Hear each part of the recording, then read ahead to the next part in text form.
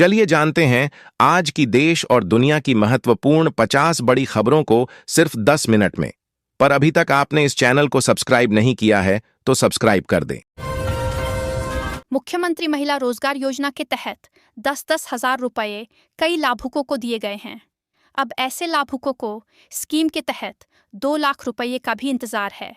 इस बीच गुरुवार 29 जनवरी 2026 को बिहार के मुख्यमंत्री ने इस संबंध में अपने एक्स हैंडल से पोस्ट करते हुए ताज़ा जानकारी दी। कांग्रेस आलाकमान और शशि थरूर के बीच लंबे वक्त से चल रहा मनमुटाव अब दूर हो चुका है। एक दिन पहले यानी 29 जनवरी को दिल्ली में कांग्रेस सांसद थरूर ने पार्टी अध्यक्ष मल्लिकार्जुन खड़गे और राहुल गांधी से मुलाकात की।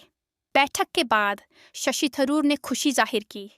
हालांकि कहीं न कहीं इन सब की वजह थरूर के हालिया बयान और सोशल मीडिया पोस्ट माने जा रहे थे, लेकिन अब थरूर ने कथित भाजपा समर्थित बयानों पर चुप्पी तोड़ी है और भाजपा की ओर झुकाव दिखने वाली अटकलों पर करारा जवाब दिया है। देश के असंगठित क्षेत्र में काम करने वाले करोड़ों श्रमिकों के लिए ई-श्रम योजना एक मजबूत सहारा बनकर उभरी है। दिहाड़ी मजदूर, घरेलू कामगार, रिक्शा चालक, निर्माण श्रमिक और छोटे स्तर पर काम करने वाले लोग इस योजना से जुड़कर सरकारी सहायता का लाभ ले रहे हैं। हाल ही में ई-श्रम कार्ड धारकों को 3,000 रुपये की आर्थिक सहायता दिए जाने की जानकारी सामने आई है, जिससे रोज कमाकर जीवन चलाने वाले परिवारों को बड़ी राहत मिल सकती है। अमेरिकी राष्ट्रपति डोनाल्ड ट्रंप बीते काफी वक्त से कनाडा से नाराज चल रहे हैं। 100% टैरिफ की धमकियों से लेकर कनाडा को अमेरिका का 51वां प्रांत बताने तक ट्रंप के तेवर काफी सख्त नजर आ रहे हैं। इस बीच कनाडा के अल्बर्टा के अलगाववादियों के साथ गुप्त अमेरिकी बैठक की खबरों पर प्रधानमंत्री मार्क कार्नी भड़क गए हैं और उन्होंने अमेरिका को खुली चेतावनी दी है। शश ने शुक्रवार को महात्मा गांधी की 78वीं पुण्यतिथि पर उन्हें भावभीनी श्रद्धांजलि अर्पित की। इस अवसर पर राष्ट्रपति द्रौपदी मुर्मू, प्रधानमंत्री नरेंद्र मोदी ने राजघाट पर जाकर राष्ट्रपिता को नमन किया। प्रधानमंत्री के साथ रक्षा मंत्री राजनाथ सिंह, रक्षा राज्य मंत्री संजय सेठ और केंद्रीय मंत्री मनोहर लाल भी मौजूद रहे। सभी ने महात्मा गांधी की समाधि पर पुष्प अर्पित किए और उनके विचारों को याद किया।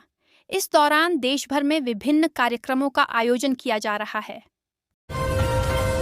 प्रधानमंत्री किसान सम्मान निधि योजना भारत सरकार की एक प्रमुख योजना है, जिसका उद्देश्य छोटे और सीमांत किसानों को आर्थिक सहायता देना है। इस योजना के तहत पात्र किसानों को हर साल 6,000 रुपये की सहायता 3 बराबर किस्तों में दी जाती है। 2026 में सरकार ने पीएम किसान योजना की 22वीं किस्त जारी करने की तारीख घोषित की है, जिससे देश के करोड़ों किसानों को सीधा लाभ मिलेगा। बढ़ती महंगाई और खेती की लागत के बीच यह योजना किसानों के लिए एक मजबूत सहारा बनी हुई है। महाराष्ट्र के पूर्व उप मुख्यमंत्री अजित पवार का 28 जनवरी को एक विमान दुर्घटना में निधन हो गया। गुरुवार को बारामती के विद्या प्रतिष्ठान मैदान में एनसीपी प्रमुख का राजकीय सम्मान के साथ अंतिम संस्कार किया गया। अजित पवार के निधन के बाद से ही उनके राजनीतिक विरासत को लेकर अलग अलग तरह से कयास लगाए जा रहे हैं। इस बीच अब उनके एक करीबी ने बड़ा खुलासा करते हुए बताया था कि वो जल्द एनसीपी के दोनों गुटों का विलय करने जा रहे थे। राहुल गांधी ने महात्मा गांधी की पुण्यतिथि पर उन्हें श्रद्धांजलि देते हुए कहा कि बापू एक सोच हैं, जिसे नफरत की विचारधारा कभी नहीं मिटा सकती। उन्होंने सत्य और अहिंसा को सत्ता की शक्ति से बड़ा बताया। कांग्रेस अध्यक्ष मल्लिकार्जुन खड़गे और अन्य नेताओं ने भी बापू को नमन किया और नफरत के खिलाफ उनके रास्ते को ही एकमात्र समाधान बताया।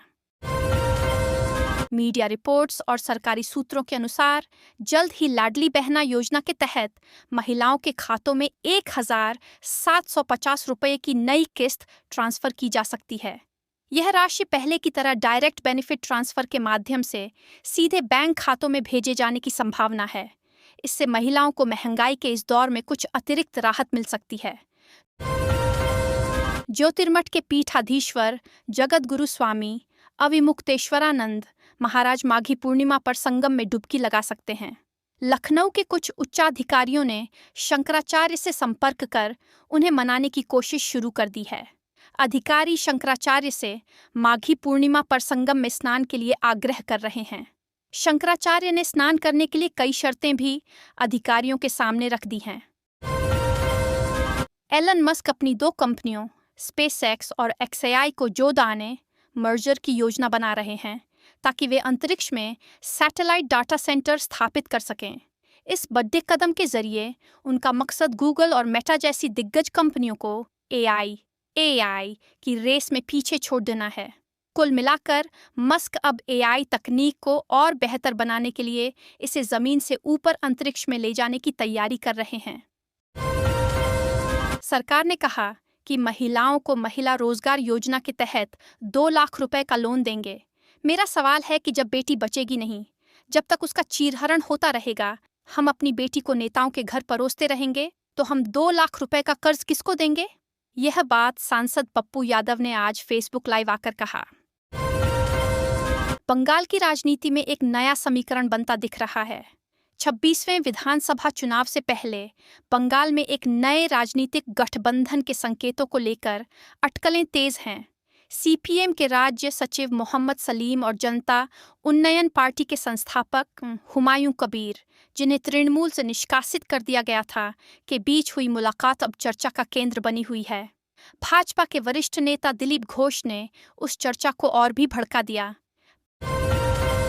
बंगाल में तीसरे मोर्चे के घटक दलों में मतभेद बढ़ता जा रहा है। बंगाल में वाम मोर्चा इस बार कांग्रेस का साथ छोड़ सकता है। तृणमूल और भाजपा से एकजुट होकर लड़ने की बात करने वाली माकपा की ओर से गठबंधन को लेकर बड़ा बयान आया है। हुमायूं कबीर से मुलाकात के बाद माकपा नेता सलीम ने कांग्रेस को लेकर बड़ी बात कही है। उन्होंने कांग्रेस पर निर्णय नहीं लेने का आरोप लगाया है। आज हम आपके लिए ईपीएफओ कर्मचारी पेंशन योजना से जुड़ी एक बेहद महत्वपूर्ण और राहत भरी खबर लेकर आए हैं। यह खबर उन लाखों कर्मचारियों और पेंशन भोगियों के लिए खास है जो रिटायरमेंट के बाद बहुत कम पेंशन में जीवन यापन करने को मजबूर हैं। सरकार अब ईपीएफओ की कर्मचारी पेंशन योजना ईपीएस में बड़ा सुधार करने की तैयारी कर रही है, जिसके तहत न्यूनतम मासिक पेंशन को 1,000 रुपये से बढ़ाकर 5,000 रुपये करने का प्रस्ताव सामने आया है। अदालत के आदेश के बाद नाजिराबाद पहुंचे राज्य विधानसभा में विपक्ष के नेता शुभेंदु अधिकारी ने आनंदपुर अग्निकांड को लेकर सरकार पर बड़ा हमला किया है। उन्होंने सनसनीखेज आरोप लगाते हुए कहा है कि फलों के पैकेटों में मानव अंगों की तस्करी हो रही है। शुभेंदु अधिकारी ने वहां खड़े होकर दावा किया कि उसके पास विस्फोटक हैं। एक पत्रकार ने उससे पूछा कि क्या यहाँ से शरीर के अंगों की तस्करी हो रही है।